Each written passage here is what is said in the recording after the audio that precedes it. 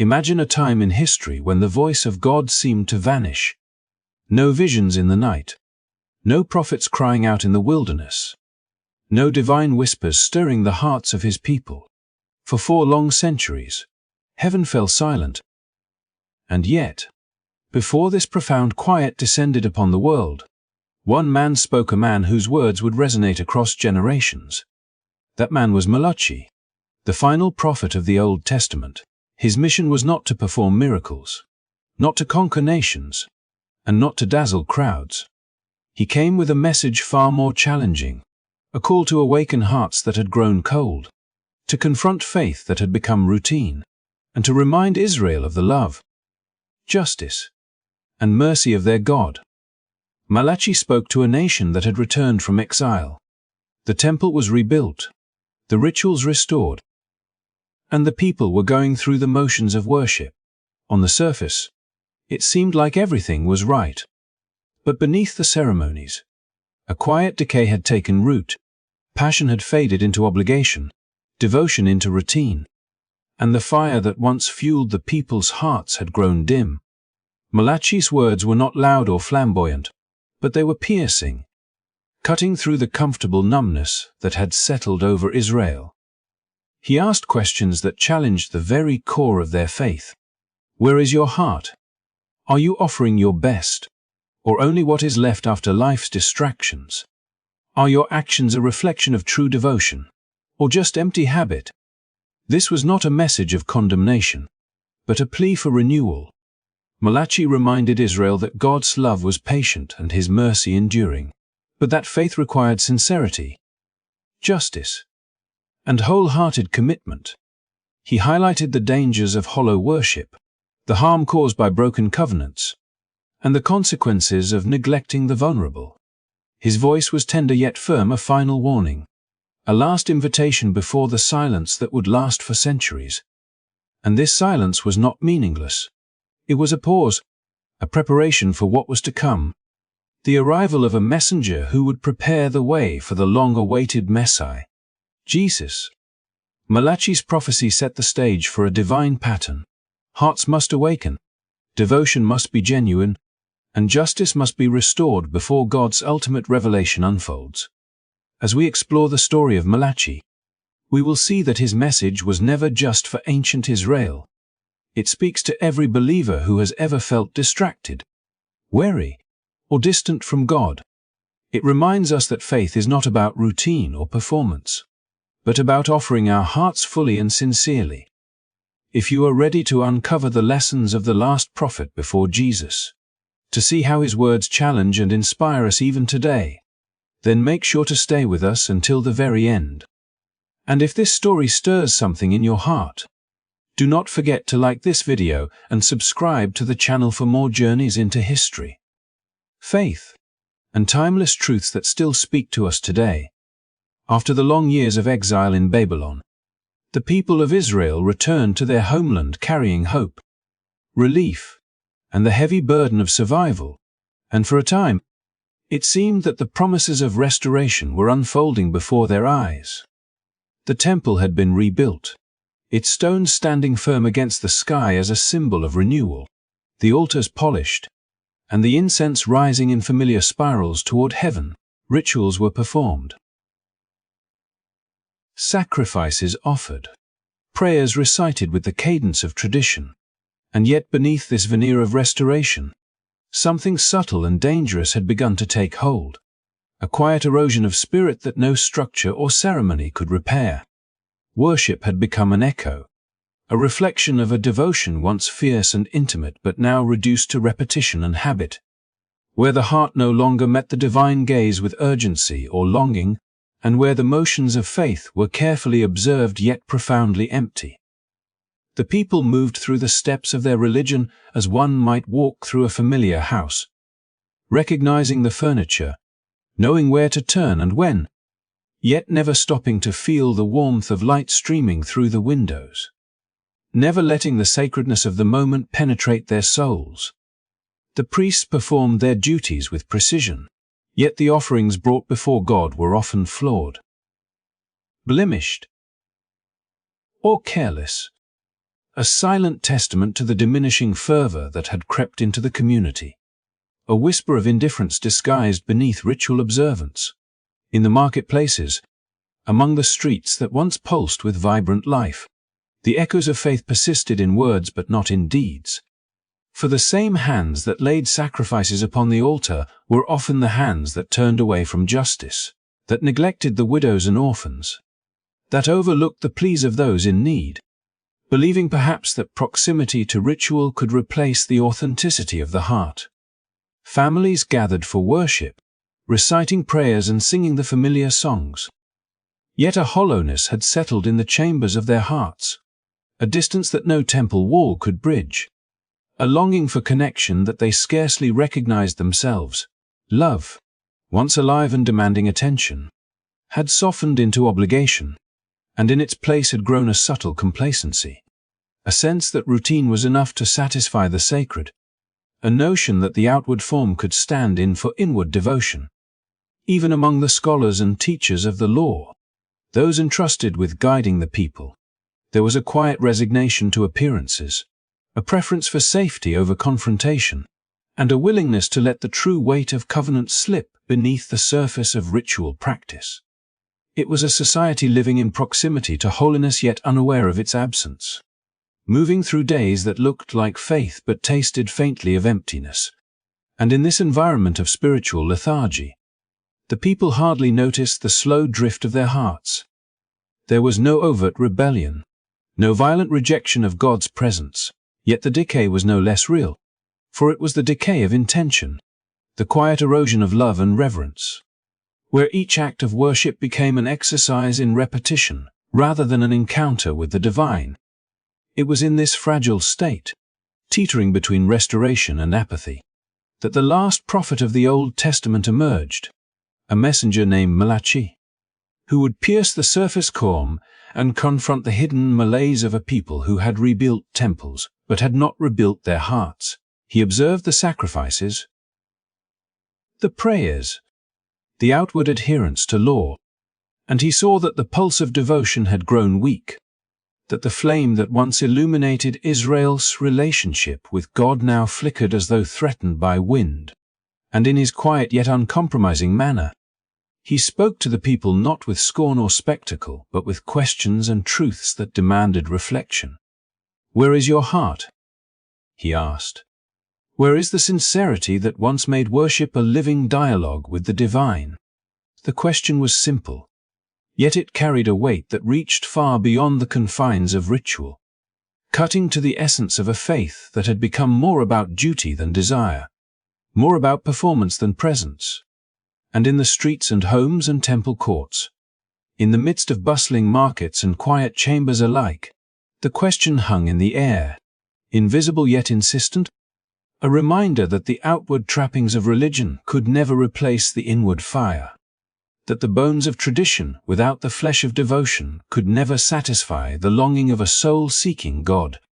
In this way, the story of Israel's return from exile is not merely a tale of rebuilding stones or restoring ceremonies. It is a portrait of the human heart in tension between habit and passion, between appearance and reality, between the comfort of routine and the challenge of genuine, living faith. And it sets the stage for a message that would echo across centuries, a call not to abandon ritual but to reclaim the sacredness of intention, to lift the offerings of the heart to a God who sees not what is done out of obligation, but what is done out of love and earnest devotion. In every ritual, in every prayer, in every sacrifice that passed the lips and hands of the people, the question remained, unspoken yet pressing, asking whether the worshippers had truly returned in spirit, whether they had brought themselves fully, or whether they had settled for the hollow echo of faith that could be carried out by habit alone. Amid the quiet hum of ritual and the steady rhythm of routine, Malachi stepped into a world where the outward signs of faith had grown hollow, where the motions of devotion masked the decay of the heart, and where the sacred had been traded for convenience. He walked among the people, observing the priests at the altar, the hands of those who claimed to serve God yet brought offerings that were blemished, defective, or careless, as though the Almighty could be satisfied with leftovers while a governor or ruler would demand excellence. The sight of these sacrifices stirred a quiet ache within him, for he understood that worship, when stripped of intention and passion, becomes an empty echo, a performance devoid of the warmth of genuine love. He saw the priests, tasked with guiding Israel in holiness, failing to embody the very devotion they were meant to nurture. Their duties carried out with precision but without fervor, their eyes following the letter of the law, while their hearts drifted far from the spirit that breathed life into it.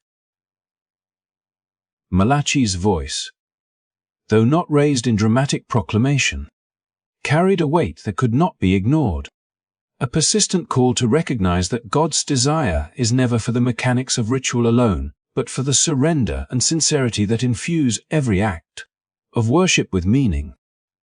In homes, in marketplaces, and in the sacred courts of the temple, he witnessed the people moving through prayers and sacrifices as though checking boxes on a ledger, fulfilling obligation but missing the essence of devotion, offering the first fruits of their labor only in appearance while holding back the best of themselves, the gifts that truly reflected reverence and gratitude.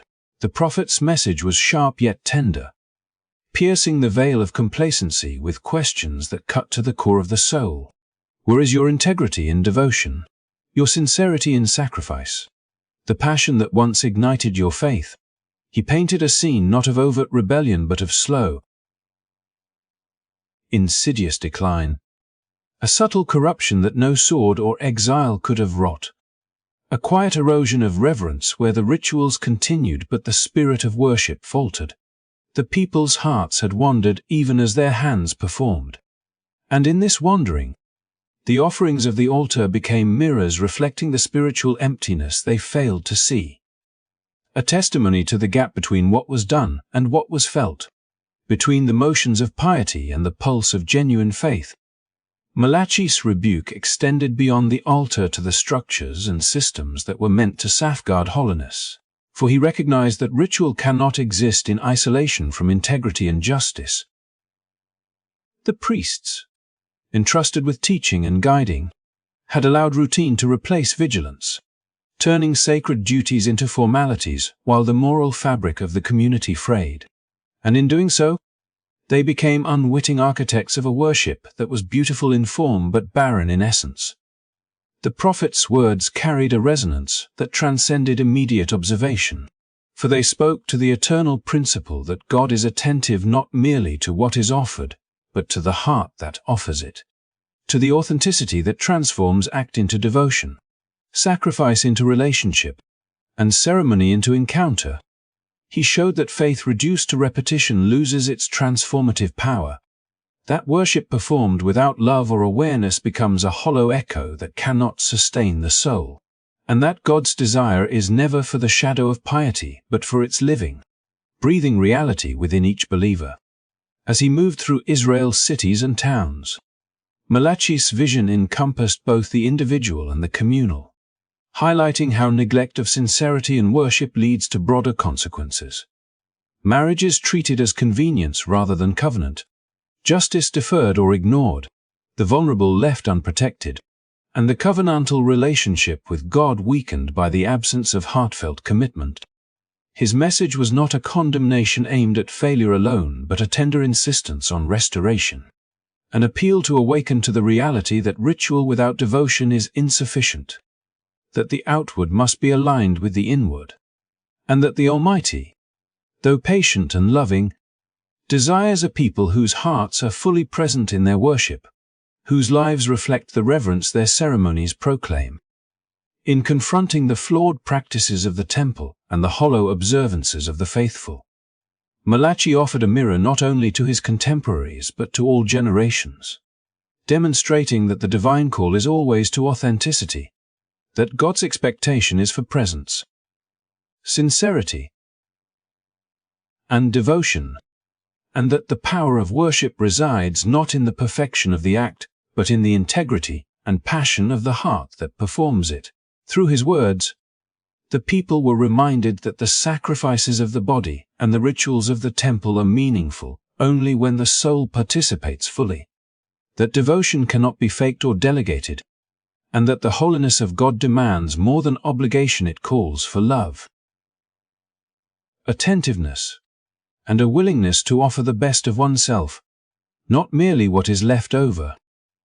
In this, Malachi's message transcended time, for the challenge of aligning heart with ritual, of breathing life into faith, of ensuring that devotion is more than performance, remains as relevant now as it was in the quiet courts of Jerusalem, calling all who listen to examine not only what they do in worship, but why they do it, and to remember that true offerings are measured not in ceremony alone, but in the fullness of intention and the depth of love with which they are given.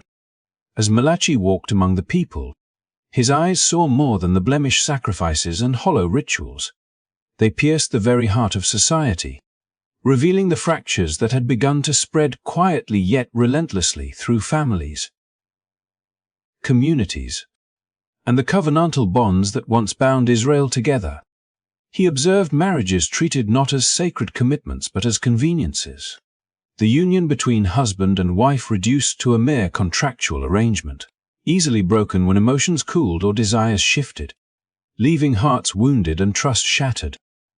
Divorce, once a measure of last resort, had become commonplace, and in its wake, the stability of households crumbled, the continuity of lineage threatened, and the image of faithfulness that reflected God's own steadfast love grew faint in the eyes of the people.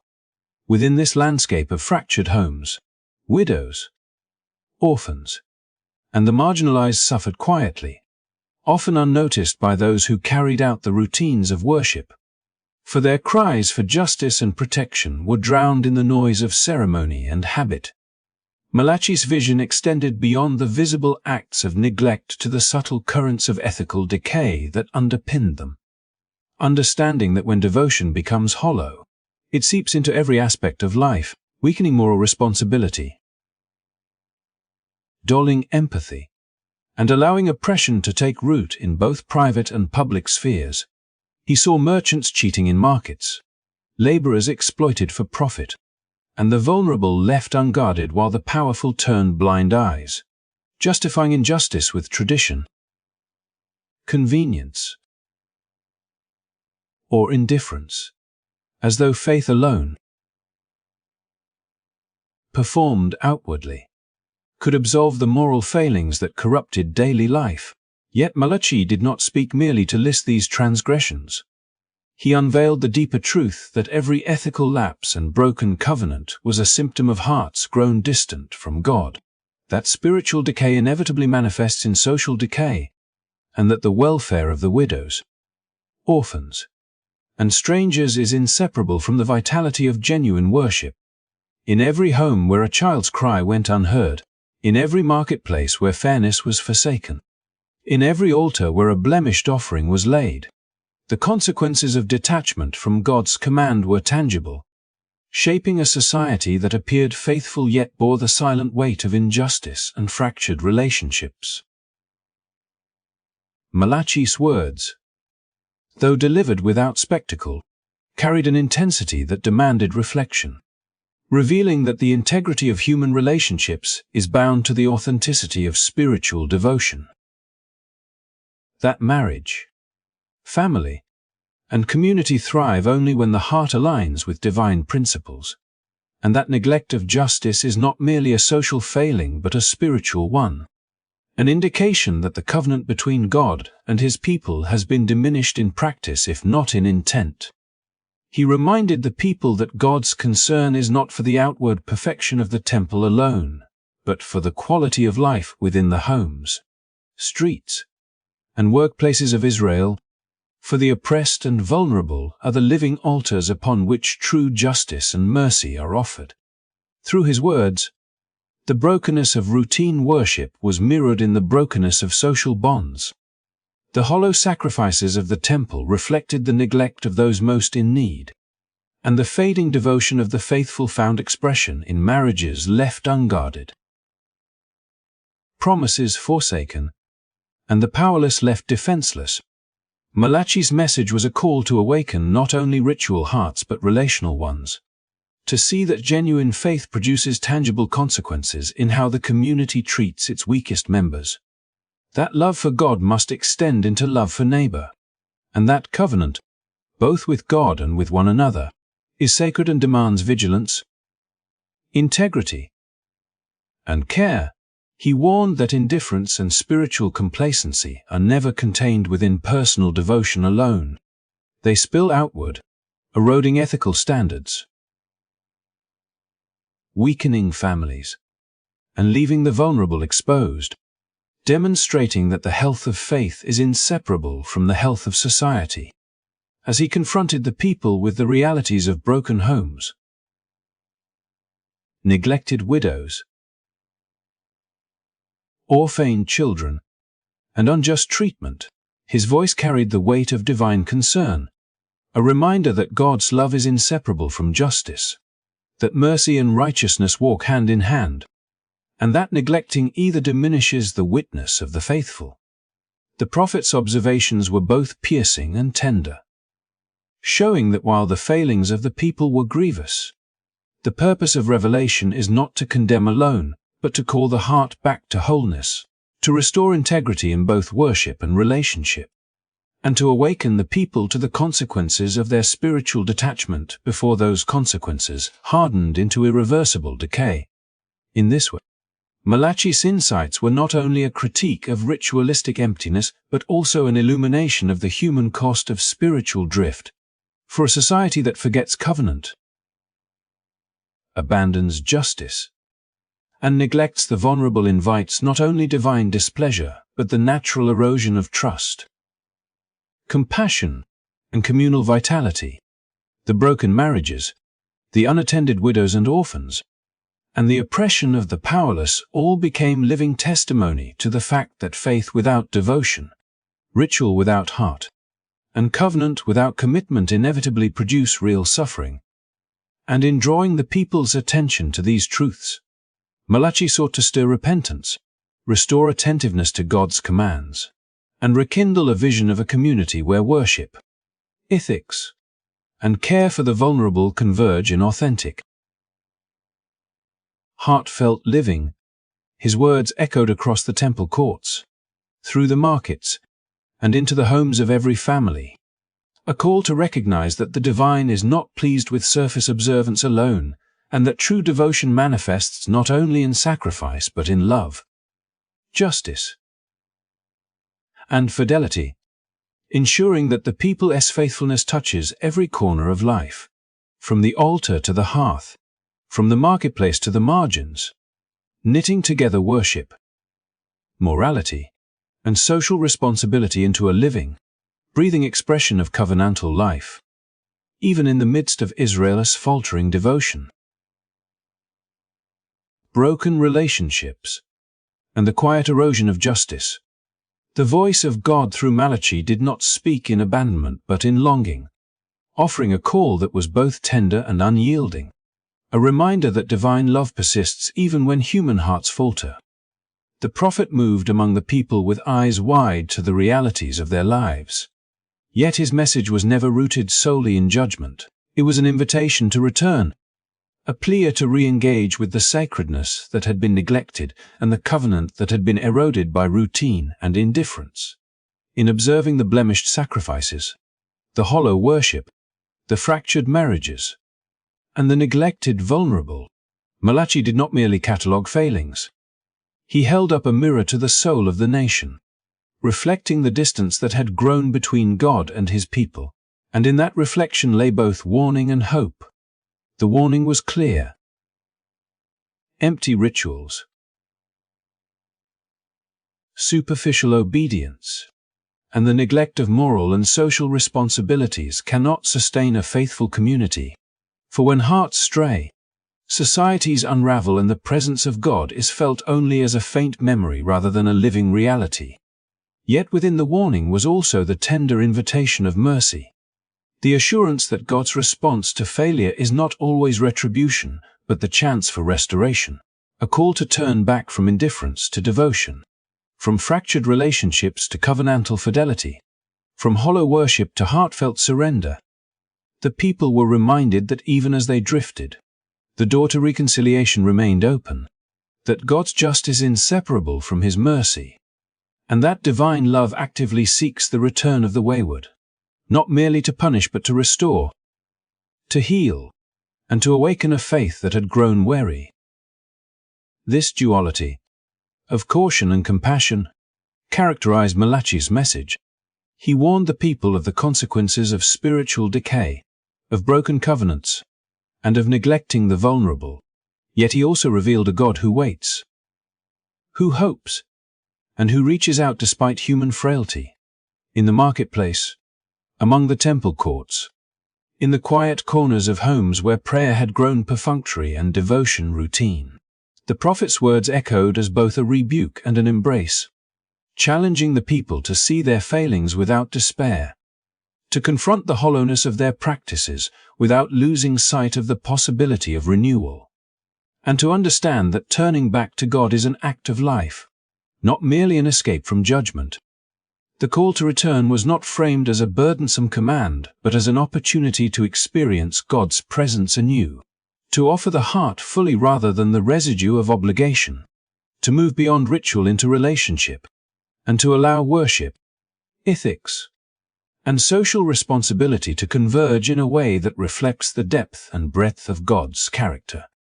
Through this invitation, Malachi illuminated the nature of divine patience, showing that God does not abandon those who stumble but rather extends the chance for transformation, revealing that mercy precedes and empowers justice, that love motivates correction, and that the pathway to reconciliation is always open to those willing to respond with sincerity.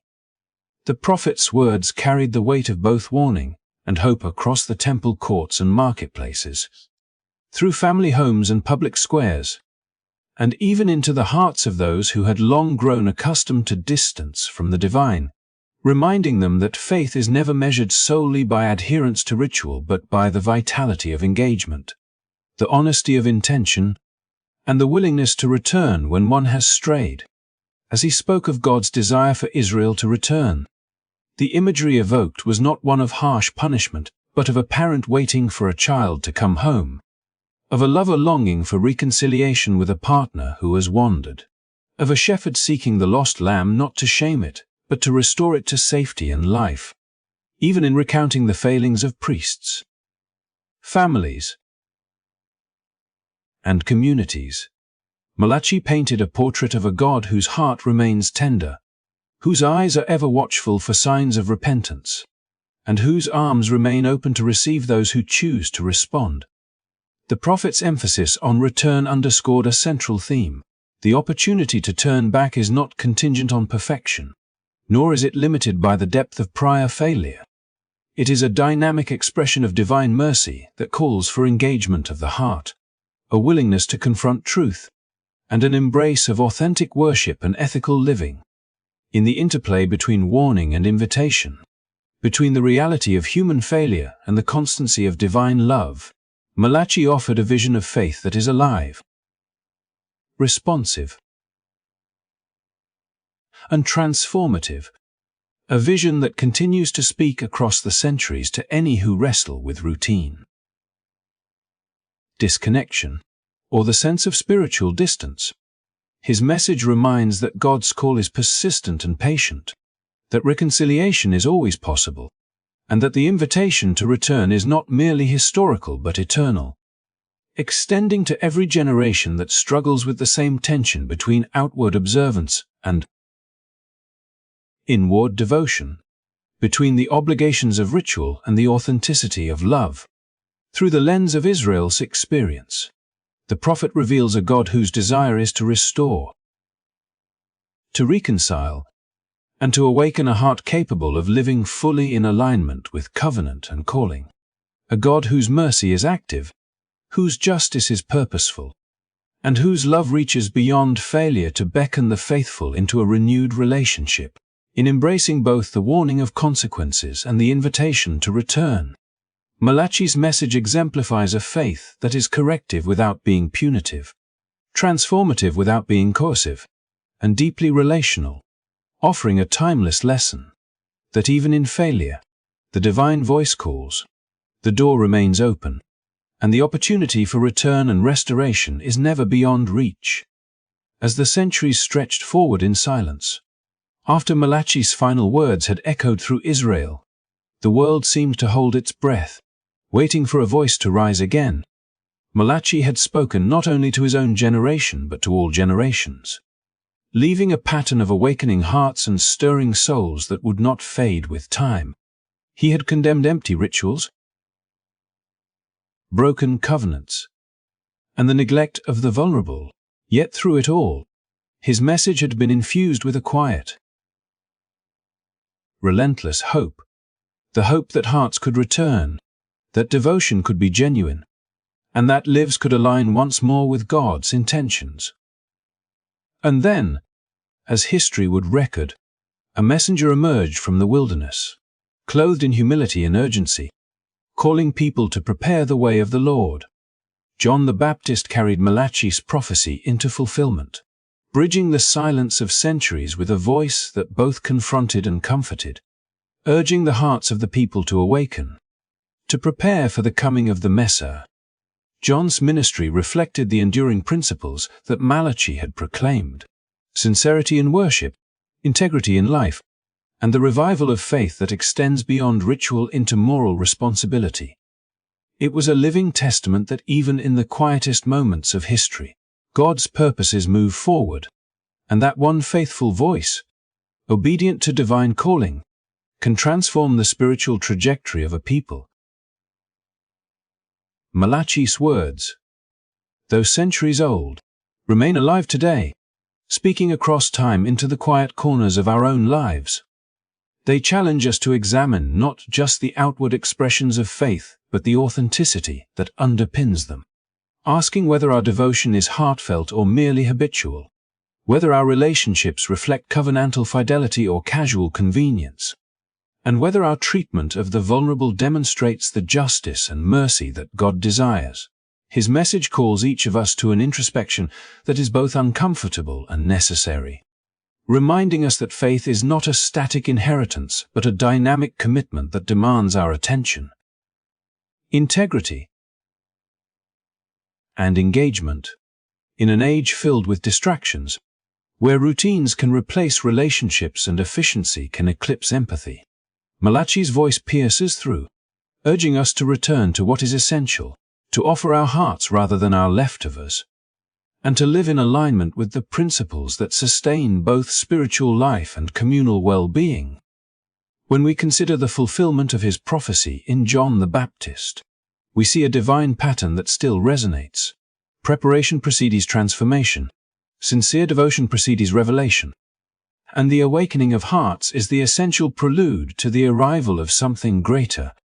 Just as John called the people of Israel to repentance and readiness, we too are called to examine our lives, to confront the areas where our devotion has grown lukewarm, and to rekindle a faith that moves beyond obligation into the realm of active love, justice, and mercy. Malachi's voice reminds us that God does not simply demand compliance. He seeks partnership, presence, and hearts that respond willingly to his invitation. In recognizing our own spiritual complacency, we are challenged not to despair but to respond, to engage in practices that restore sincerity to worship, fairness to relationships, and care to those who are vulnerable, ensuring that our lives are consistent with the faith we profess. In the end, Malachi's legacy is not limited to historical record. It is a living call that transcends time, urging us to bridge the gap between silence and action, ritual and relationship, obedience and understanding. His foresight in proclaiming a coming messenger demonstrates the interconnectedness of divine purpose and human responsibility, showing that God's plan is realized not by spectacle but by faithful preparation, by hearts willing to respond, and by communities willing to embrace justice, compassion, and genuine devotion. The story of Malachi and John the Baptist teaches us that preparation matters, that faithfulness in small and unseen acts can have ripple effects across generations, and that sincere worship and ethical living are inseparable. As we reflect on this message today, let it inspire us to examine our own hearts, to renew our commitment to living faithfully, and to engage with the world in ways that honor both God and our neighbors. Let us offer more than routine devotion. Let us offer wholehearted presence, integrity in relationships, and compassion for those in need. Malachi's words still burn with relevance, reminding us that even in moments of silence, God's purposes continue, and that one faithful voice can prepare the way for transformation that reaches far beyond what we can see. Thank you so much for watching this journey through the life and message of Malachi.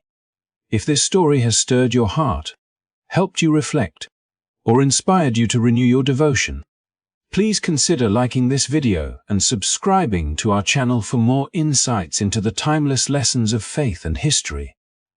Share your thoughts and reflections in the comments below. We would love to hear how Malachi's message resonates with your own journey. And remember, the call to return, to prepare, and to live sincerely is not confined to the past. It is alive today, waiting for each of us to respond.